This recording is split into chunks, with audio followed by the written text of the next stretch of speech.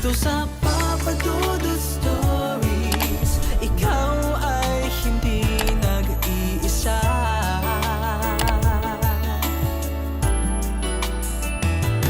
Dito sa Papa Dudut Stories, may nagmamahal sa'yo.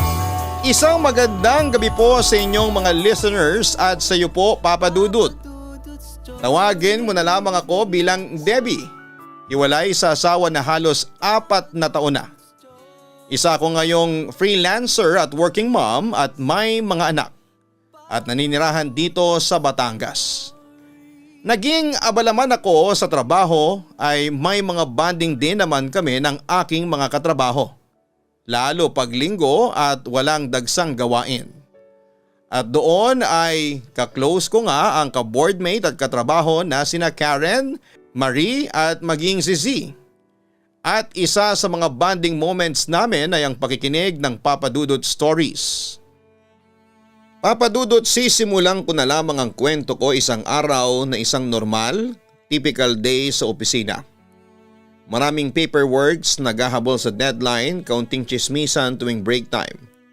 Tapos paminsan-minsan ay sisitahin ng boss, supervisor o team leader dahil may mali sa iyong ginawang paperworks. Yes, I admit na nagwo-work ako sa isang stressful environment noon kaya madalas ay masungit ako. Pero nagbago yon dahil may makikilala ako ng hindi inaasahan. During break time kasi ay gawin na ng isa kong ka-office mate na lalaki na asarin ako. Ewan ko ba kung nagpapakyut siya sa akin o gustong manligaw. Pero dahil sa chick boy siya ay dead man lamang ako. Ayaw ko kasi ng sakit ng ulo. Anyway, habang nasa pantry ako ng araw na yon, ay may nireto sa akin ang chick boy kong kasamahan para naman daw magkaroon ng spice ang aking buhay. Hindi ako interested until may na-receive akong tawag just after 5 p.m. Hello, ID please, sabi ko sa caller in a serious, dignified way. Teka, nagkamali ba ako ng tawagan? Bakit parang security guard yung nagtatanong sa akin? Nagtatakang sabi ng lalaking caller.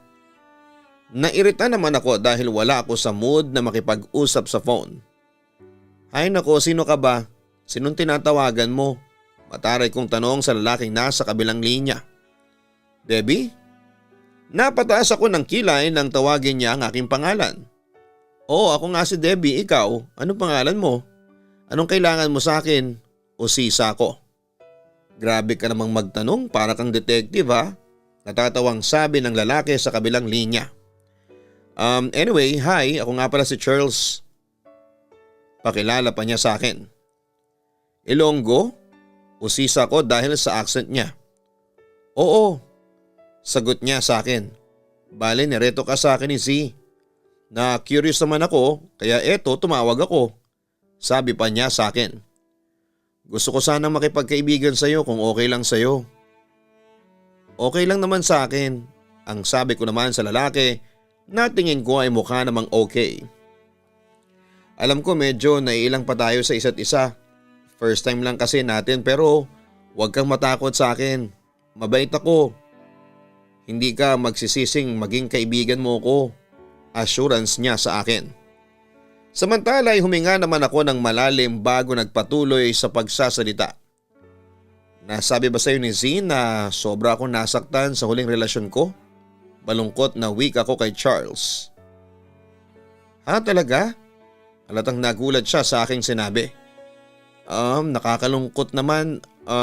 Ayos ka naman ba? Curious pa niyang tanong sa akin. Ayos na ako, nakamove on na ako doon. 2 taon na rin ang lumipas.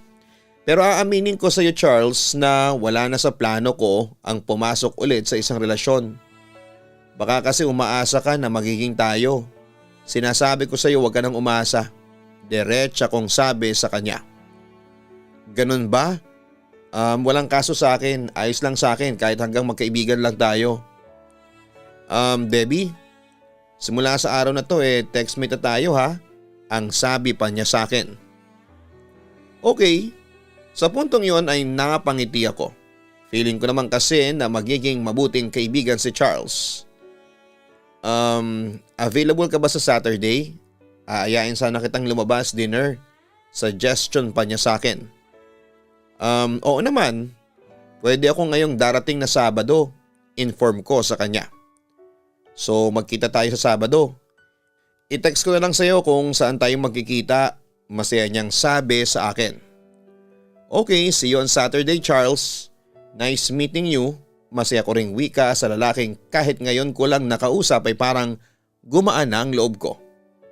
Papadudot naging man-hater ako dati dahil ilang beses akong sinaktan ng lalaki ng dahil po sa pag-ibig. Pero noong marinig ko si Charles ay ibang naramdaman ko. Aaminin ko na para ba akong na-excite. Simula noon ay naging textmates na kami ni Charles hanggang sa nagpasya kaming dalawa na magkita ng personal. Papadudod pagkakita ko kay Charles ay aaminin kong medyo na-disappoint ako dahil sabihin na nating masyadong exotic ang itsura niya. Yung mga past relationships ko kasi puro mga gwapong lalaki. Pero kahit na exotic si Charles ay nagustuhan ko pa rin siya dahil mabait siya, maalaga at higit sa lahat ay responsable at maalalahanin pa. Kaya nga tinubok din si Charles ng puso ko kinalaunan. Debbie, masaya ka ba nakasama ako? Tanong sa akin ni Charles isang araw. Oo Charles, sobra. Ewan ko ba pero basta. Hindi ko ma-explain. Ang sabi ko pa sa kanya na puno ng kasabikan. Para bang hinahanap-hanap mo na ako o sisa niya? Agad naman ako nag-response sa tanong niya. Oo, ganun na nga. I really admit na simula nung unang beses kaming nagkita at nagkasama ay hindi ko na siya nakalimutan at gusto ko palagi ko siyang kasama. Alam mo, ganyan din yung nararamdaman ko kapag kasama kita. Pagtatapat niya sa akin. Kumbaga very compatible tayong dalawa kaya masaya tayo kapag kasama natin ang isa't isa. Dagdag pa niya. Nagkasundo kasi tayo sa halos lahat ng bagay. Sa palagay mo ba pinagtagpo tayo ng tadhana kasi we're meant for each other? Tanong ko sa kanya. Napangiti si Charles sa sinabi ko. Malay natin, baka nga wala namang imposible. Pahayag niya sa akin. Samantala naisipan naming kumain sa isang fast food pagkatapos naming mamasyal. Doon ay masaya kaming nagkwentuhan habang hindi niya maalis ang mata niya sa akin. Debbie, alam mo ba? Nagpapasalamat ako ng sobra sa Diyos kasi alam mo na, tinanggap mo ko bilang kaibigan kahit na ganito ang itsura ko. Ang sabi pa ni Charles sa akin habang kumakain ako. Ano ka ba Charles? Hindi ka naman pangit, exotic ka lang. Natatawa kong sabi sa kanya. Natawa din siya sa biro ko. Pero seryoso Debbie. Akala ko matatakot ka sa akin. Akala ko nung una pagkakita mo sa akin tatakbo ka na lang palayo. Buti na lang at hindi. Ang sabi pa niya. Charles, para sa akin gwapo ka. At saka hindi naman mahalaga sa akin ang itsura. Kahit ano pa ang itsura mo okay lang sa akin. Nakita ko naman ang ugali mo, mabait ka, masipag at relihiyoso. Responsable at higit sa lahat ay maalaga at mapagmahal.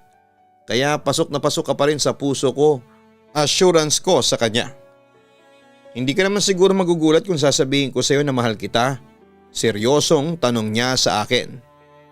Sa puntong yon ay napatingin ako sa kanya at napangiti. Matagal ko nang nararamdaman yon, ang sabi ko pa sa kanya. Nakita ko naman ang excitement sa mga mata ni Charles. Kung ganun anong sagot mo? Mahal mo rin ba ako? Oo, mahal din kita Charles. Kaso kung mamahalin ba kita hindi mo rin ba ako sasaktan?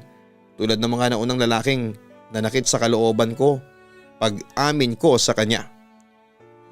Iba ako sa kanila, hindi ko gagawin yon sa'yo. Maniwala ka sa akin. Yun naman ang paniniguro niya sa akin. Nangangamba lang kasi ako Ewan ko ba kung naikwento ko na ito sa'yo dati pero nagkaroon ako ng karelasyon noon. Mas bata sa akin, minahal ko siya at binigay ko ang lahat sa kanya sa pag-aakalang mahal din niya ako. Well, ang alam ko noon mahal niya ako kasi madalas niyang sabihin yun sa akin at saka nangako siya sa akin. Pinanghawakan ko ang pangako niyang yun kaso sa bandang huli, sasaktan pala at iiwanan lang niya ako. Kaya hindi mo ko masisisi noon kung naging negative ako pagdating sa pag-ibig. Kwento ko pa kay Charles. Nakinig naman siya sa akin at pagkatapos ay sinserong nagsalita sa akin. Naintindihan kita doon. Pero syempre, nakalipas na yon. Panahon naman siguro para buksan mo ulit ang puso mo na magmahal. Debbie, maniwala ka sa akin, mahal kita. At kahit ganito ang itsura ko ay pinapangako ko sa iyo, hindi kita sasaktan. Hindi ako gagawa ng mga bagay na ikakaiyak mo. Pangako, yun ang mga binitawan niyang salita na siyang nagpakilig sa akin. Papadudot pagkatapos noon ay nanligaw si Charles sa akin. Hindi ko na pinatagal pa at sinagot ko na rin siya. Sa mga unang buwan namin ay okay naman kami at lagi namang masaya sa text, sa tawag at kung minsan ay nagkakasama kami sa kanilang bahay. Hindi namin namalayan noon na 2 taon din ang inabot ng relasyon namin. Ngunit hindi din maiwasan na daanan din kami ng mga pagsubok ang aming relasyon. Natatandaan ko na nagkaroon kami ng matinding tampuhan kaya nag-decide ako noon na wag munang kausapin o harapin si Charles. Blinako rin siya noon sa lahat ng mga social media sites at hindi ko sinasagot o nire-replyan ang mga text messages at tawag niya sa akin. Pero papadudot hindi tumigil si Charles sa pagsuyo sa akin. Please Debbie, sorry na. Alam kong may dahilan ka para magtampo sa akin kaya nga nandito ako ngayon para humingi ng sorry. Sinserong sabi niya noon sa akin. Nababawasan na ba ang pagmamahal mo sa akin kaya ba ginagawa mo yun ha? Siguro nawawala na ako ng panahon sa iyo kasi sobrang busy ako sa trabaho. Pero hindi ibig sabihin na nababawasan ang pagmamahal ko sa iyo. Paliwanag niya sa akin. Nararamdaman ko Charles na parang malamig ka na sa akin. Kaya hindi mo pwedeng ipagkaila. Bakit ba ha? May pagkukulang ba ako sa iyo? May kasalanan ba ako kaya nababawasan ang pagmamahal na ibinibigay mo para sa akin? Bakit naman ako habang tumatagal lalo kitang minamahal? Ang daya-daya mo naman? Naiiyak ako noon habang ibinubuhos sa kanya ang aking sama ng loob. Papadudot alam ko namang pareho kaming busy sa mga trabaho namin. Pero kasi iba yung nararamdaman ko. May instinct kasi ako kaming mga babae na nararamdaman namin kapag nagloloko, galit o nawawala na ng amor sa amin ang aming asawa o karelasyon. At yon ang naramdaman ko noon kay Charles. Huwag kang mag-isip ng ganyan. Hindi nababawasan ang pagmamahal ko sa iyo. Mahal na mahal pa rin kita hanggang ngayon. Maniwala ka sa akin, Debbie. Pilit niyang pangungumbinse sa akin. Hindi nararamdaman ko. Iba talaga Charles. Nanlalamig ka na talaga sa akin. Pagtatapat ko sa kanya. Ano bang gusto mong gawin ko para maniwala ka sa akin? Tanong niya sa akin. Ang gusto ko lang naman magkaroon ka ng oras para sa relasyon natin. Yon ang hiling ko sa kanya. Pagkatapos noon ay lumapit sa akin si Charles at hinalikan ako. Nabigla naman ako at speechless sa ginawa niya. Pero kinalaunan ay bumigay din ako at nilasapang tamis ng kanyang pagmamahal sa akin. Huwag kang umiyak. Wala namang rason para umiyak ka. Ang sabi niya sa akin habang pinupunasan niya ang luha sa mga mata ko. Patatawarin mo na ba ako? Seryosong tanong niya sa akin. Samantala'y tumango naman ako bilang sagot sa kanya. Oh Charles, wika ko pa. Papadudot simula noon ay sinubukang maka-catch up ni Charles sa relasyon namin at nakita ko namang bumabawi siya sa akin. For many months ay naging sweet at full of happy memories ang relasyon naming dalawa. Akala ko'y hindi na matatapos ang lahat. Pero nagkamali ako nang mayroong mag-offer sa akin ng work sa Malaysia. Sinubukan ko mag-apply at maswerteng natanggap ako. 2 taon ang kontrata at malaki ang aking sasahurin. Pero nang sabihin ko yun kay Charles, syempre devastated siya. Pero matapos ang paliwanagan, napapayag ko si Charles at nangako siya sa akin na hihintayin niya ako sa aking pagbabalik. Papadudot natuloy ako noon papunta sa ibang bansa. Nagkalayo kami ni Charles. Pero hindi naging hadlang ang long distance relationship para mas tumatag pa ang aming relasyon. Tiwala lang kasi ang ibinibigay namin sa isa't isa at kampante kami na walang maliligaw ng landas sa amin dahil mahal na mahal namin ni Charles ang isa't isa. Papadudot, akala ko ay tiwala lang ang sangka para tumagal ang relasyon namin kahit na magkalayo kami. Yun nga lang, hindi rin naging sapat ang pagtitiwala kung nalalapit naman sa tukso ang mahal mo sa buhay. Unti-unti rin kasing nagkaroon kami ng problema ni Charles sa relasyon namin dahil noong mga panahong yon ay nahuli ko siyang nangangaliwa gamit ang Facebook. Buti naman at naisipan mong tumawag. Tila naiinis na wika ni Charles nung tumawag ako sa kanya isang araw. Kakatapos lang noon ang trabaho ko at pauwi na ako sa aking dorm. Nasaan ka na? Anong ginagawa mo ngayon? Yun ang kumusta ko sa kanya. Bakit, magsiselos ka na naman ba? Seryosong tanong niya sa akin. Sino yung babaeng kachat mo sa Facebook ha? Kumpronta ko sa kanya. Nung mga panahong yon ay may nadiskubre ako sa kanyang Facebook account na babaeng madalas mag-comment sa mga post at status niya. Hindi ko maiwasang mag-react kasi parang giliw na giliw si Charles na mag-reply sa mga comment ng babaeng yon. At dahil nga sa alam ko ang password ni Charles sa Facebook ay paminsan-minsan ko yung binubuksan. At tumambad nga sa akin na may communication nga sila privately. Hay nako, sabi ko na nga ba. Dapat na siguro ako magpalit ng password. Naiinis na wika pa ni Charles. At bakit ka naman magpapalit ng password? Kasi ayaw mong mabuking ko yung mga pinaggagawa mo dyan habang wala ako? Ayaw mong malaman ko na nakikipaglandian ka sa ibang babae habang ako naman sobrang nangungulila sa iyo dito, ang sabi ko naman sa kanya. Kaibigan ko lang si Melay, sagot niya sa akin pagkatapos niyang huminga ng malalim. Pwede ba? Huwag mo nga akong lokohin. Hindi mo basta kaibigan lang si Melay. Nabasa ko yung mga palitan ninyo ng mga messages sa Facebook at alam kong hindi basta kaibigan yung namamagitan sa inyong dalawa. Pag-aakos ako sa kanya. Tigilan mo na nga yan, Debbie. Galit na sagot sa akin ni Charles. Anong karapatan mong panghimasukan ng pribadong buhay ko? Maaring girlfriend kita pero wala ka pa rin karapatan na gawin yon sa akin. May lakas pa siya ng loob na sabihin yon sa akin. May karapatan akong malaman ng totoo kasi niloloko mo na ako. Balik ko naman sa kanya. Anong karapatan mong i-block si Melay sa Facebook ko? Kumpronta pa niya sa akin. Dapat lang na i-block ang malanding babaeng yun sa Facebook mo kasi dahil sa kanya nasisirang relasyon natin. Sagot ko naman sa kanya. Hindi mo dapat ginawa yun. Sigaw niya sa akin. Nagulat naman ako sa response niya sa akin. At bakit? Ang sabi ko pa sa kanya. Tama na, Debbie. Pikon na noon si Charles sa akin. Di, lumabas din ang totoo. Lumabas din ang totoo na mas pinipili mo ang babaeng yon kesa sa relasyon natin. Balik ko sa kanya. Hindi ba sinabi ko sa iyo dati na sa tuwing nag-aaway tayo nababawasan ang pagmamahal ko sa iyo? Paalala niya sa akin. Dahil sa ginawa mong pang-block kay Melay sa Facebook ko ay lalong nabawasan ang pagmamahal ko sa iyo. Anong gusto mong isipin sa akin ng tao ha?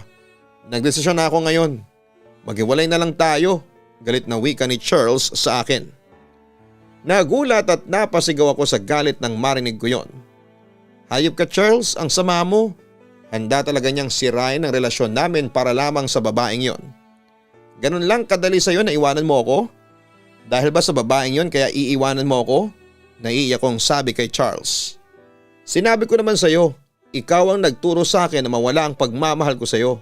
Para bang pinapalabas noon na ako pa ang may kasalanan kaya naghiwalay kami. Sorry pero nakapagdesisyon na ako na hiwalayan na kita. Nagpapakatotoo lang ako, Debbie. Hindi na kita mahal, dagdag pa niya sa akin. Siguro nga tama ka, hindi ko dapat sinasayang ang buhay ko sa isang walang kwentang taong katulad mo. Galit kong ganti sa kanya bago ko tuluyan ang tinapos ang usapan namin. Papadudot muli ay nasaktan na naman ako sa pag-ibig at katulad ng dati ay iniyak ko na lamang ang lahat. Sinikap kong mag-move on at kalimutan si Charles pero nahirapan ako. Napabayaan ko na noon ang sarili ko pati na rin ang mga anak ko. Hirap na hirap akong bumangon noon, Papadudot, at awang-awa sa akin ng lahat ng mga kaibigan at kapamilya ko sa tuwing ikinikwento ko sa kanila ang nangyari. Isang araw ay tumawag ako kay tita at naikwento ko sa kanyang nangyari sa amin ni Charles at doon ay binigyan niya ako ng payo. Alam mo Debbie, dapat kalimutan mo na si Charles kasi wala siyang kwentang lalaki. Iniwan ka niya kaya wala kang dahilan para isipin siya. Iniwan ka niya kasi hindi ka na niya mahal. Iha, alam ko na maraming beses ka nang nasaktan ng dahil sa pag-ibig. Pero wag mong hayaan na dahil sa mga yon, masisira ang buhay mo. Alalahanin mong may mga anak ka pa. Sa kanila mo ibaling ang lahat ng atensyon mo, Debbie. Kapag nasira ang buhay mo ng dahil lang kay Charles, paano na ang mga anak mo? Sa iyo lang sila umaasa at nagkakaroon ng lakas ng loob para mabuhay. Ikaw lang ang sandigan nila. At kung naghahanap ka ng pagmamahal ay bakit hindi na lang mahalin ka ng mga anak mo? At least sila, hindi ka nila iiwan kasi ikaw ang nanay nila. Debbie, mag-isip-isip ka, bumangon ka, gawin mo to para sa mga anak mo. Mahabang payo sa akin ni tita ng araw na yon. Samantala'y napaiyak na lamang ako sa mga sinabi niya. Nagpatuloy naman si tita sa kabilang linya. Gawin mong inspirasyon ang mga anak mo para malagpasan mo ang problema mong ito. Maniwala ka sa akin, Debbie. Mawawala din yung sakit dyan sa puso mo. Makakalimutan mo din si Charles. Sa kabilang banda ay nagulat na lamang ako kinagabihan nang mag-video call sa akin si Charles. Debbie, hindi ko gustong saktan ang kalooban mo. Nabigla lang ako. Maniwala ka sa akin. Kaya nga heto nakukonsensya ako ngayon. Pagtatapat ni Charles sa akin. Makonsensya ka man sa ginawa mo sa akin pero huli na ang lahat. At heto ko ngayon. Ano, masaya ka na? May pangsusumbat na tanong ko sa kanya. Debbie, rinig ko na may gustong sabihin sa akin si Charles pero hindi niya maituloy dahil na rin sa sobrang hiya. Alam mo Charles, dahil sa iyo ay nagising na rin ako sa katotohanan na hindi na para sa akin ang pag-ibig. Na nagkamali ako sa dinami-dami ng mga lalaki ikaw pa ang pinili at minahal ko. Nagsayang lang ako ng panahon at effort sa iyo kasi wala naman akong napala kundi sakit ng ulo. Alam mo Charles, sana hindi na lang kita nakilala. Bakit? Siguro kung hindi kita nakilala sana ay masaya pa rin ang buhay ko hanggang ngayon. Seryosong sabi ko sa kanya.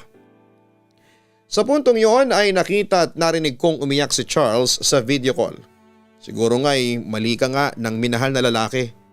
At nagagalit ako doon kasi ako pa yung lalaking yon. Oo, aminado ako, nagkamali ako. Wala akong kwenta. Pero sana kahit na ganun makuha mo pa rin akong patawarin. Aniya. Hindi ganun kadali yon Charles, tipid kong sabi sa kanya. Maya-maya ay nagpunas ng luha si Charles at sinubukan magpakatatag habang kausap ako. Umaasa pa rin ako na mapapatawad mo rin ako kahit na medyo matagal-tagal pa ang paghihintay ko, Debbie. Sana kahit man lang kaibigan matanggap mo ko balang araw. Kapag naka-move on ka na, oo, nandito lang ako para sa iyo. Dadamayan kita sa oras na kailangan mo ako. Paniniguro niya sa akin. Hindi ko na kailangan yung pagdamay mo. Sige na Charles. Ibababa ko na tong phone. Bye. Ang wika ko sa kanya sabay baba ng phone. Papadudod sa wakas ay nagising na rin ako sa katotohanan na hindi para sa akin ang pag-ibig. Kaya pilit akong bumangon at kinalimutan ang lahat. Tinuon ko na lamang ang atensyon ko sa mga anak ko kasabay ng palaging pagdarasal sa Panginoon. At hindi tumagal ay naka-move on din ako. Kaya sa muling pagkukrus ng landas namin ni Charles ay masasabi kong okay na ako. Samantala nang matapos ang kontrata ko sa Malaysia ay nakauwi na ako ng Pilipinas ay si Charles ang unang sumalubong sa akin. Welcome home, bati niya sa akin. O bakit ka nandito? Anong kailangan mo? Kunwari seryoso kong sabi sa kanya. Wala lang, nahihiya niyang tugon sa akin. Teka, anong wala lang? Ay nako Charles, ewan ko sa'yo. Sa puntong yun ay tumawa na ako. Sana Debbie Nahihiyang ituloy ni Charles ang kanyang sasabihin pero nagets ko na kaagad ang ibig niyang sabihin. Kung itatanong mo sa akin kung naka-move on ako talagang naka-move on ako sa'yo. Sa totoo lang tinatawanan ko na nga lang yun. Yung nangyari sa atin, sagot ko sa kanya. Talaga, ibig sabihin ba niyan napatawad mo na ako? Tila nabuhayan naman ang loob ang ex ko. Kung ang Diyos nga ay marunong magpatawad, ako pa kaya na isang tao lang? Oo, napatawad na kita, nakangiti kong sagot sa kanya. Buti naman kung ganun. Debbie, pwede ba nating ibalik yung friendship natin? Maya-maya ay tanong niya sa akin. Okay na, tinatanggap ko na yung friendship na offer mo. Tropa na ulit kita. Sagot ko sa kanya. Samantala, nakatanggap naman ako ng mahigpit na yakap mula kay Charles. Gumante rin ako at niyakap ko rin ang lalaking naging parte ng aking makulay na buhay. Papadudot, nagtapos naman kami ni Charles sa maayos at masaya na pagkakaibigan. Although andun pa rin yung kirot sa puso ko ay naging maayos pa rin ang lahat. Mahal ko pa rin si Charles hanggang sa ngayon at kahit kailan ay hindi ako nagtanim ng galit sa kanya. Dahil na rin sa mga may mabuti siyang loob at kabutihan niya sa akin ay nanatili ang respeto ko sa kanya. At para sa iyo Charles, bilang kaibigan mo, bagamat hindi na tayo bilang magnobyo, nandito pa rin ako para sa iyo. At di ko pa rin naman isinasara ang puso ko para sa iyo. Minahal kita at minamahal pa rin hanggang wakas. Sana'y pagpalain pa rin tayo ng poong may kapal. Papadudot, sana'y mabasa po ninyo ito at salamat in advance. Lubos na gumagalang, Debbie. Maraming salamat Debbie sa pagbabahagi mo ng iyong kwento sa Papadudod Stories. Sa long distance relationship, ang pundasyon niyan ay tiwala po sa isa't isa. Hindi tatagal ang inyong relasyon kung may selos, pagtataksil at misunderstanding. Kaya ganon kasi ay magkalayo kayo, walang physical contact. Hindi ninyo may paliwanag sa kanya ang saloobin ninyo dahil konektado lamang kayo ng telepono o internet na minsan ay mabagal at malabo pa. Kaya para tumibay ang isang LDR, katapatan, ang pagtuunan ninyo ng pansin. Huwag kayong gumagawa ng mga bagay na maaaring makasira sa inyong relasyon at huwag nyo sanang bigyan ng dahilan para magselos o manloko. Magtimpi at umiwas kaagad sa tukso at matuto rin kayong tuparin ang mga pinangako ninyo sa isa't isa. Kapag nagawa nyo yan, kahit gaano pa kalayo kayo sa isa't isa ay hindi magigiba ng LDR ang inyong pagmamahalan. Hanggang sa muli, ako po ang inyong si Papa Dudut. Huwag kalimutan na mag-like, share and subscribe. Maraming salamat po sa inyong lahat. Ang buhay ay mahiwaga, laging may lungkot at saya. Sa Papa Dudut Stories, laging may karamay ka.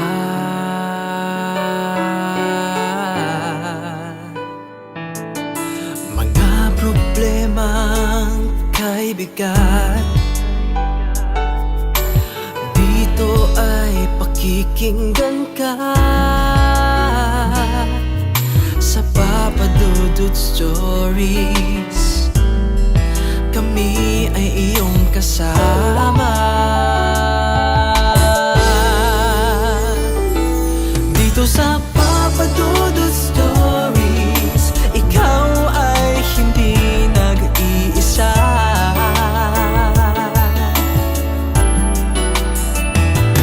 Dito sa Papa Dudut Stories, may nagmamahal sa'yo. Papa Dudut Stories, Papa Dudut Stories,